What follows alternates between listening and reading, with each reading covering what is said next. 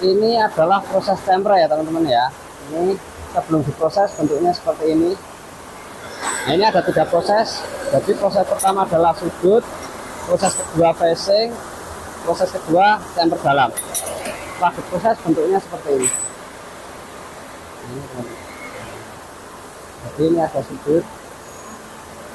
Sedangkan untuk kipas ini teman-teman ya, ini berfungsi untuk membuang asapnya teman-teman.